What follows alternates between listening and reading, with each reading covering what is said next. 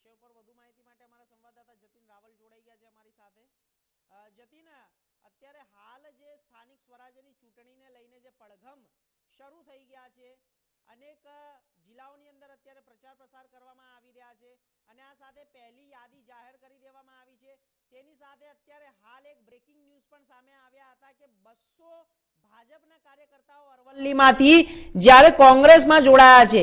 આ તમામ જે વિષયો છે તેની વચ્ચે શું પ્રતિક્રિયાઓ જનતાની સામે આવી રહી છે અને તાલુકા પંચાયત પણ એક મોટી સંખ્યામાં ઉમેદવારો મેદાનમાં છે, જાહેરાતો કરવામાં આવી છે, શું છે અત્યારે હાલની સ્થિતિ?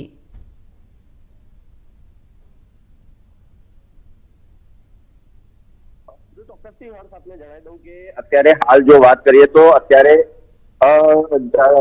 જે કહી શકાય કે જે કોંગ્રેસ અને આમ આદમી પાર્ટી તરફથી પહેલા જે છે તે ઉમેદવારો જાહેર કરી દેવામાં આવ્યા હતા। હવે ગઈકાલથી જે છે મોડી સાંજથી એટલે કે ગઈકાલે લગભગ 5:30-6 વાગ્યા પછી જે છે તે ભારતીય જનતા પાર્ટીએ પણ પોતાના ઉમેદવારો જાહેર કરવાની યાદી જાહેર કરવાનું જે છે તે શરૂઆત કરી દીધી છે। સૌપ્રથમ તેમના દ્વારા સુરેન્દ્રનગર મહાનગરપાલિકાની યાદી ડિક્લેર કરવામાં આવી, ત્યારબાદ અરવલ્લીમાં જિલ્લા પંચાયત, તાલુકા પંચાયત અને નગરપાલિકાની યાદી જે છે તે તેમના દ્વારા જાહેર કરવામાં આવી। ત્યારબાદ વાવ-થરાદ જે નવનિર્મિત જિલ્લો છે તેના માટે જિલ્લા પંચાયત, તાલુકા પંચાયત અને નગરપાલિકાની યાદી જે છે તે જાહેર કરવામાં આવી। ત્યારબાદ દાહોદ માટે પણ જિલ્લા પંચાયત, તાલુકા પંચાયત અને નગરપાલિકાની યાદી જે છે તે જાહેર કરવામાં આવી। ત્યારબાદ વડોદરામાં પણ જિલ્લા પંચાયત, તાલુકા પંચાયત અને નગરપાલિકાની યાદી જે છે તે જાહેર કરવામાં આવી છે।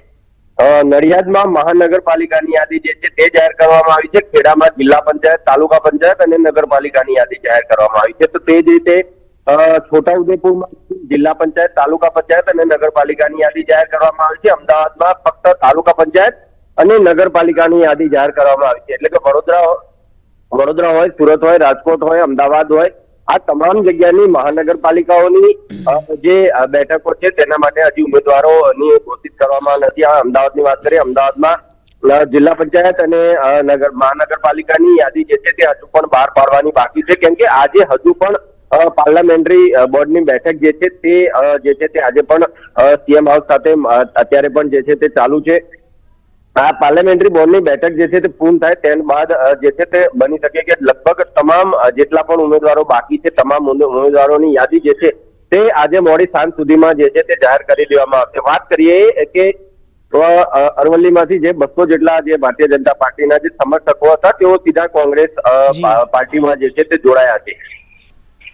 બની શકે કે ક્યાંક ને ક્યાંક જો ટિકિટ જે ગઈકાલે અરવલ્લીની જે ટિકિટો જે છે તે જાહેર કરી દેવામાં આવી છે, અરવલ્લીમાં કયા ઉમેદવારને કયા વોર્ડ પરથી ટિકિટ મળવાની હતી તે જાહેર કરી દેવામાં આવી છે, ત્યારે બની શકે કે ક્યાંક કોઈ ટિકિટ માંગી હોય અને તેમાં નારાજગી હોય, નારાજગીને લઈ અને પોતાનો રોષ જે છે તે પ્રદર્શિત કરવા માટે આ પ્રકારે પક્ષપલટો જે છે તે ચાલતો હોય છે। આપણે હમણાં પણ જોયું, ગઈકાલે પણ જે રાજુ કરપડા છે કે જેઓ આમ આદમી પાર્ટીના નેતા હતા, સાથે સાથે કોંગ્રેસ નેતા પણ હતા, તેઓ એક સમયે બીજેપી વિશે ખૂબ જ કહી શકાય કે વિરોધના સૂર જે છે તે પુરાવતા હતા। એક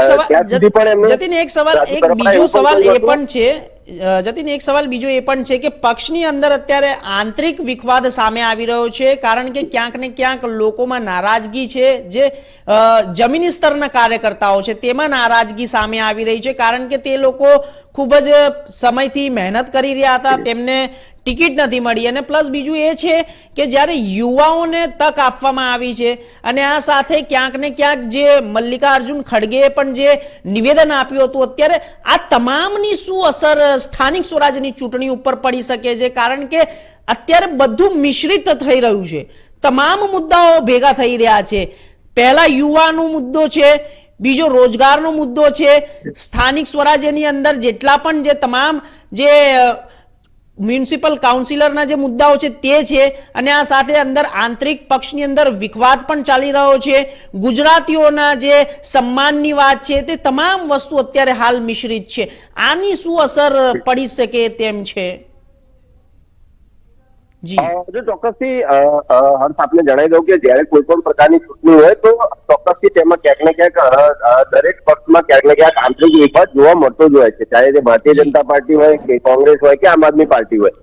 કે બીજી કોઈ પણ અન્ય પાર્ટી હોય, તમામ પાર્ટીઓમાં ક્યાંક ને ક્યાંક જે છે તે જ્યારે પણ ચૂંટણીઓ આવતી હોય ત્યારે આંતરિક વિખવાદ જે છે તે થોડો ઘણો જોવો મળે અંતે જે છે તે સ્વાભાવિક છે. અને એનું કારણ એ છે કે દરેક જેટલા પણ કાર્યકર્તાઓ હોય છે, જેટલા કાર્યકર્તાઓ જૂના જે કાર્યકર્તાઓ હોય છે તે લોકો પક્ષ માટે ઘણું બધું તે લોકોએ કામ કરેલું હોય છે અને પક્ષ માટે કાયમ ખડે પગે તે લોકો રહેતા હોય છે. કોઈ પણ ચૂંટણી આવતી હોય તો તે લોકોને જે કામગીરી સોંપવામાં આવતી હોય છે, કામગીરીમાં પૂરેપૂરો તેમનો પ્રયત્ન રહેતો હોય છે કે કામગીરીને પૂરેપૂરી રીતે નિષ્ઠાથી જે છે તેઓ નિભાવે, ચાહે કોંગ્રેસનો કાર્યકર્તા હોય, આમ આદમીનો હોય કે ભારતીય જનતા પાર્ટીનો હોય.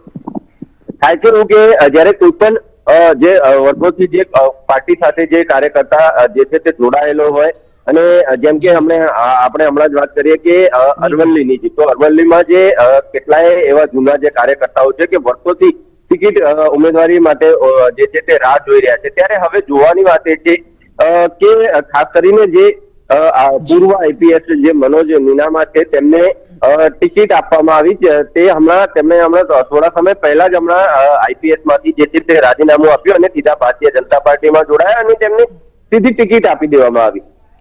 એટલે કે એક ટિકિટ ના પાછળ જે છે તે ઘણા બધા જે કાર્યકર્તાઓ કે જે વર્ષોથી ભારતીય જનતા પાર્ટી સાથે જોડાયેલા હોય, અત્યાર સુધીમાં ઘણા બધી ચૂંટણીઓમાં તેમનું મહત્વપૂર્ણ યોગદાન પણ રહ્યું હોય, તેવા કાર્યકર્તા જે છે તે ક્યાંક ને ક્યાંક આની અંદર નારાજ થતા હોય એવું જોવા મળી રહ્યું છે. સાથે સાથે જો વડોદરાની વાત કરીએ, વડોદરામાં પણ જે ટિકટોક સ્ટાર જે છે તે અંકિતા પરમારને પણ જે છે તે ટિકિટ ગઈ વખતે પણ જિલ્લા પંચાયતમાં સીધું આપવામાં આવી હતી, આ વખતે પણ જિલ્લા પંચાયતમાં ટિકિટ આપવામાં આવી છે.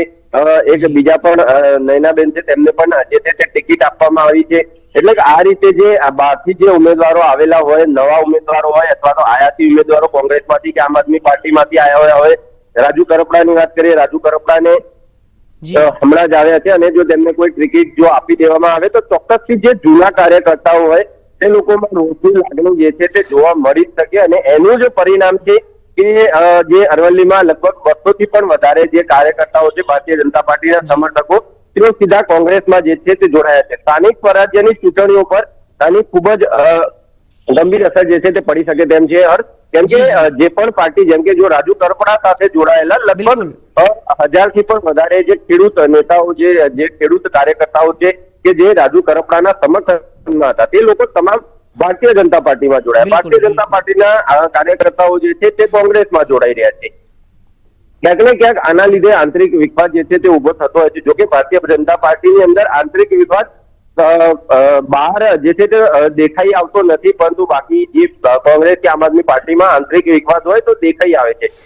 બની શકે કે અરવલ્લીમાં જે આંતરિક વિખવાદ છે તે બહાર ના આવ્યો, પરંતુ તેમને સીધો પક્ષ પલટો કરી લીધો. હવે પક્ષ પલટો કરી લીધો તો તેમને અત્યારે હાલ કોઈ ટિકિટ મળી જવાની છે એવું તો છે નહીં, કેમ કે એ લોકો દ્વારા ઓલરેડી પહેલાથી જ યાદીઓ જે છે તે બહાર પાડી દેવામાં આવેલી છે. પરંતુ બની શકે કે આગામી જે 2027માં જે ચૂંટણીઓ આવી રહી છે તેમાં ક્યાંક કોઈને મહત્વપૂર્ણ સ્થાન જોઈતું હોય તો કદાચ એના માટે થઈને પણ પગ પલટો કર્યો હોય, અથવા તો આવનારી બીજી જે ચૂંટણીઓ હોય તેમાં તેમને મહત્વપૂર્ણ સ્થાન મળે અથવા તો સંગઠનમાં કોઈ સ્થાન મળે તેના માટે થઈ અને આ લોકો પગ પલટો જે છે તે કરતા હોય છે. પરંતુ પગ પલટો જયારે પણ લોકો કરતા હોય છે ત્યારે ઘણા બધા લોકો હોય છે એવા કે જે લોકો જે પોતાનો જે નેતા જયારે પગ પલટો કરે છે તેનો વિરોધ પણ નોંધાવે છે અને વ્યક્તિથી જે છે તે અલગ પણ થઈ જાય છે. જી જી જી જતીન, ખૂબ ખૂબ આભાર માહિતી આપવા માટે આપનો. તો હાલ સમાચારોમાં સમય થઈ ગયો છે એક નાનકડા વિરામનો. વિરામ બાદ ફરી મળીશું, ત્યાં સુધી રજા આપશું.